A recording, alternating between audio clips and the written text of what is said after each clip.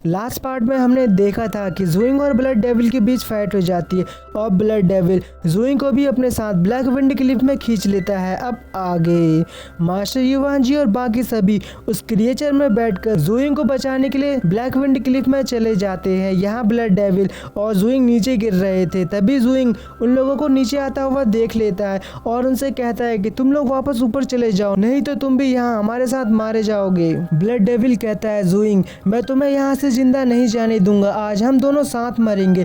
और ज़ुइंग पर एक फायर अटैक करता है। ज़ुइंग अपनी एंशिएंट गॉड ब्लड की पावर का यूज करता है और उस सारी फायर को अपने अंदर एब्जॉर्ब कर लेता है और फिर एक पावरफुल अटैक बनाकर ब्लड डेविल पर अटैक कर देता है। वो अटैक सीधा ब्लड डेविल के सीने को चीरता हुआ निकलता है और ब्लड डेविल यहाँ मारा जाता है। मास्टर युवांजी ज़ुइंग के पास जाने की कोशिश करते हैं, पर यहाँ हवा का प्रेशर बहुत ज्यादा था, जिसकी वजह से उस क्रिएचर की बॉडी टुकड़ों में बंटने लगती है। मास्टर युवांजी कहते हैं कि मैं इसे ज्यादा देर तक संभाल नहीं सकता हूँ, हमें जल्द ही ऊपर जाना होगा। ज़ुइंग भी उनसे वापस जाने को कहता है, साथ ही वो किंगसी से कहता है कि मेरे वापस आने तक तुम्हें स्नो ईगल का ख्याल रखना होगा। मास्टर युवांजी किसी तरह से सभी को बचाकर बाहर निकाल लेते हैं। यहाँ ज़ुइंग बहुत तेजी से नीचे गिर रहा था। ज़ुइंग ब्लड डेविल के पास जाकर उसके पंख को पकड़ लेता है। अब वो सीधा एक बैरियर से टकराते हैं और इसके बाद वो लोग ब्लैक विंड क्लिफ की नीचे की दुनिया में पहुंच जाते हैं। ज़ुइंग के नीचे गिरने की स्पीड बहुत ज्यादा थी, अगर वो ऐसे ही नीचे गिरता तो वह मारा जाता, इसलिए ज़ुइंग ब्लड डेविल के एक पंख को काटने लगता है ताकि वो उसे पैराशूट की तरह यूज करे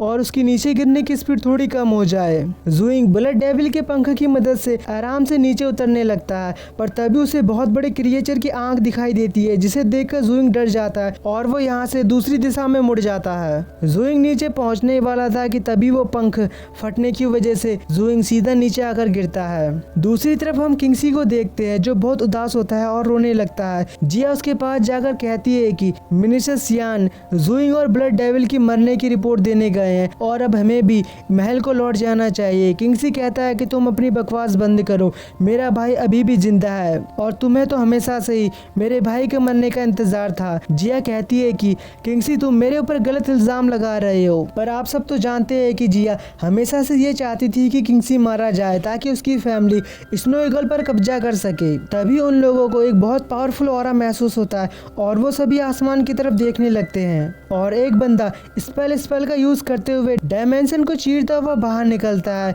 और ये चैंगफेंग स्कूल का हेड मास्टर है, यानी कि ये यूजिन के भी मास्टर है और इनका नाम क्यूबाई है। अंकल टोंग कहते हैं कि ये तो इटर्नल विंड नाइट है। ये सुनकर किंगसी, जिया और अंकल जोंग के होश उड़ जाते हैं, क्योंकि इटर्नल विंड नाइट एक बहुत बड़ा लेवल है। सभी लोग मास्टर क्यूबाई को ग्रेड करने लगते हैं। मास्टर क्यूबाई कहते हैं कि ब्रदर युवांजी, हम पुराने दोस्त हैं और तुम्हें ये सब करने की जरूरत नहीं है। जिया पूछती है कि मास्टर क्या आप दोनों दोस्त हैं? तो मास्टर युवांजी कहते हैं कि इन्होंने एक बार मेरी लेवल प्रमोट करने में मेरी मदद करी थी। अब यूजिन कहती है कि मास्टर आप यहाँ किस लिए आए हैं? मास्टर क्यूबाई कहते हैं कि तुम्हें एकेडमी में वापस आने में बहुत देर हो गई थी, इसलिए मैं यहाँ तुम्हें देखने आया, क्या तुम ठीक हो या फिर कोई मुसीबत में फंस गई हो?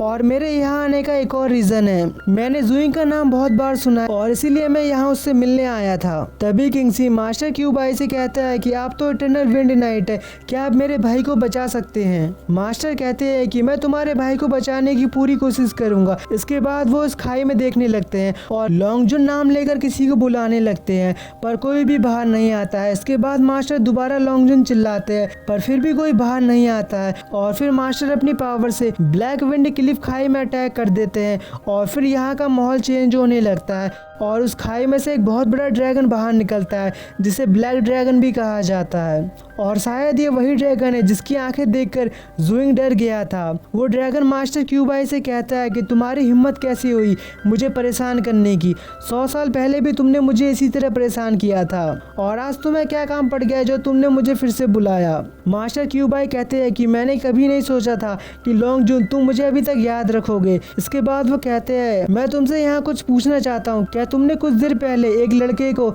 एक डीमन बीस्टी के साथ देखा था। लॉन्गजुन कहता है कि जिस लड़के की तुम बातें कर रहे हो मैंने उसे कुछ देर पहले देखा था। उसका कल्टीवेशन बस लेजेंडरी लेवल पर है और इतनी कम लेवल होने के बाद मुझे नहीं लगता कि वो ब्लैक विंड क्लिफ खाई में गिरने के बाद जिंदा बचा होगा। अब तक तो वो मर गया होगा। सभी ये सुनकर शॉक्ड हो जाते हैं कि जुइंग मारा गया। किंगसी कहता है कि मुझे तुम्हारी बातों पर भरोसा नहीं है, मेरा भाई ऐसे नहीं मर सकता, वो अभी भी जिंदा है। लॉन्गजुन कहता है कि तुम जैसे बेकार ह्यूमन की मेरे साथ ऐसे बात करने की हिम्मत कैसे हुई, और वो किंगसी पर अटैक कर देता है। पर मास्टर क्यूबाई बीच में आकर अपने अटैक से लॉन्गजुन के अटैक को रोक देते हैं। साथ ही वो लॉन्गजुन को शांत रहने को बोलते हैं। लॉन्गजुन कहता है कि अगर दोबारा मुझसे बदतमीजी से बात करी तो मैं तुम्हें नहीं छोड़ूंगा। मास्टर क्यूबाई सभी से कहते हैं कि जुइंग अब नहीं रहा, वो मर गया है। साथ ही वो कहते हैं कि ब्लैक विंड क्लिफ प्रैक्टिस करने के लिए बहुत अच्छी जगह है, पर जुइंग जितनी गहराई में चला गया है उतनी गहराई में जाने की तो मैं भी हिम्मत नहीं कर सकता, क्योंकि ब्लैक विंड क्लिफ एक बहुत ज्यादा खतरनाक जगह है, वहां से बचकर निकलना लगभग नामुमकिन है। इसके बाद वो लॉन्गजुन से कहते हैं कि तुम्हें इस तरह बुलाने के लिए मुझे माफ करना, और जब मैं फ्री रहूंगा तो तुम्हें ड्रिंक करने के लिए इनवाइट करूंगा। लॉन्गजुन कहता है अगर तुमने मुझे बस ड्रिंक करने के लिए बुलाया तो मुझसे बुरा कोई नहीं होगा, और फिर वो दोबारा अंदर चला जाता है। अंकल जोंग जुइंग को ढूंढने में उनकी मदद करने के लिए मास्टर क्यूबाई का शुक्रिया अदा करते हैं। इसके बाद हम ब्लैक विंड क्लिफ के नीचे की दुनिया को देखते हैं जो बहुत खूबसूरत दिख रही थी, पर एक कहावत है जैसा दिखता है वैसा होता नहीं है, और ये जगह जितनी सुंदर दिखती है उतनी ही ज्यादा खतरनाक है। इसके बाद हम कुछ अजीब से सोल्जर को देखते हैं जिनको यहाँ कुछ अनजान चीज आने का पता चला था, इसलिए वो उस तरफ जा रहे थे। दूसरी तरफ हम जुइंग को देखते हैं जिसे होश आ जाता है, पर वो अभी भी थोड़ा इंजर्ड होता है। जुइंग कहता है बहुत दर्द हो रहा है, ऐसा लगता है कि मेरी हड्डी पसलियां टूट गई है। तभी उसे किसी के पैरों की आवाज सुनाई देती है।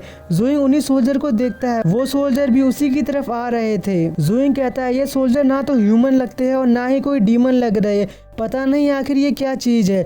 अब जुइंग यहाँ से भागने का डिसाइड करता है, पर तभी उसे ब्लड डेविल की स्पेस स्टोर रिंग दिख जाती है, तो जुइंग उसे अपने पास रख लेता है क्योंकि उसमें कई सारे कीमती ट्रेजर हो सकते हैं।